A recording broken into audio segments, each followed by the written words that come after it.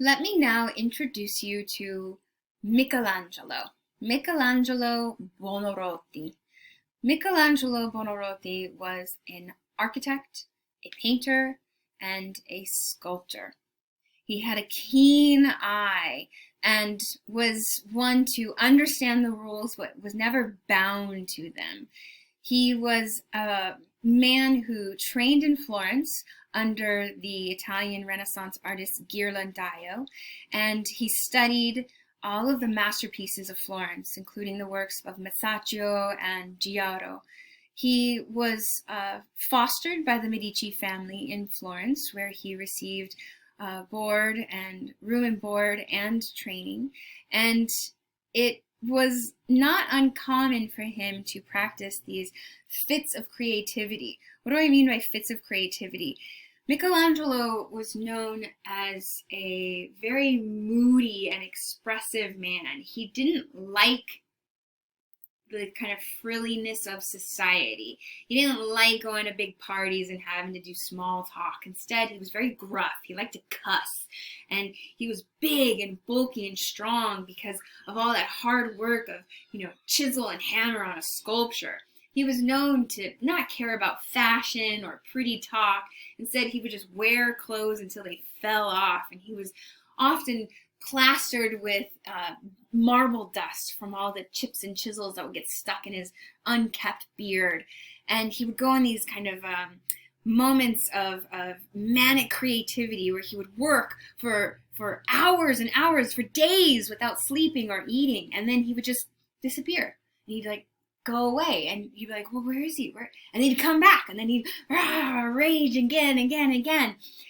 I like to bring up his personality because not only is it interesting, but also it feeds into the status of the artist. That his temperament was something that was then put to paper. People wanted to remember the man behind the artworks.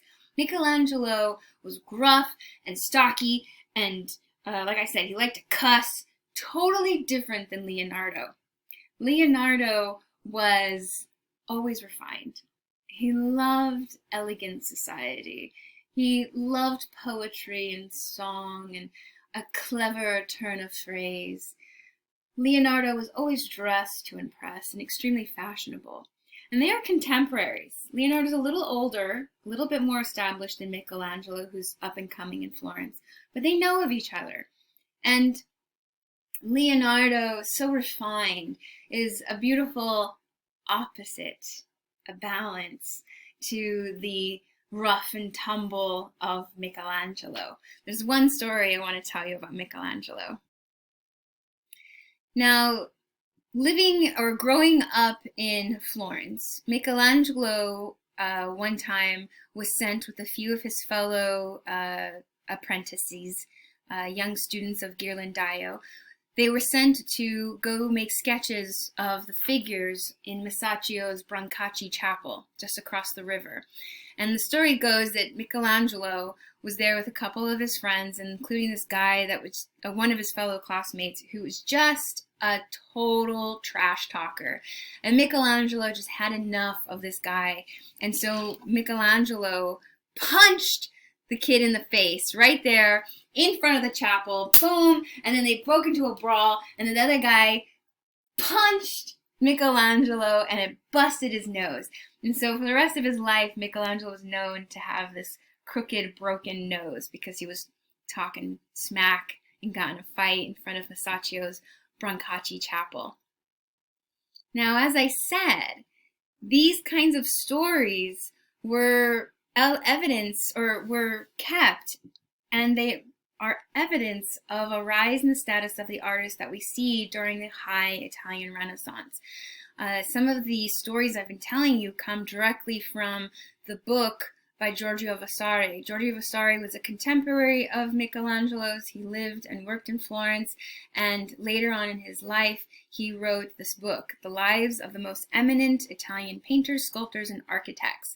And it's still in publication today. You can buy it and you can find it online today. It was Vasari who would tell these often biased and skewed stories about friends like Michelangelo and others because, well, they're his contemporaries and they're alive. Or if they're not alive, he's going to dress up their stories to make them kind of epic tales. Vasari is also the guy who coined the term Gothic for the period before the Renaissance.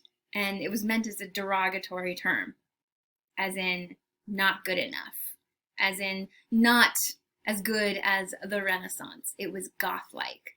Unfortunately, Vasari's term, Gothic, stuck. And for a time, the book by Vasari was seen as kind of a canon or a textbook for art historians. It's only been in the last maybe 50 years that people have started to criticize Vasari and say, you know what, I think he's talking because that's his friend, and I don't think that that's really true. And so Vasari's taken into consideration, but not seen as absolute truth about the history of Western art in the Renaissance.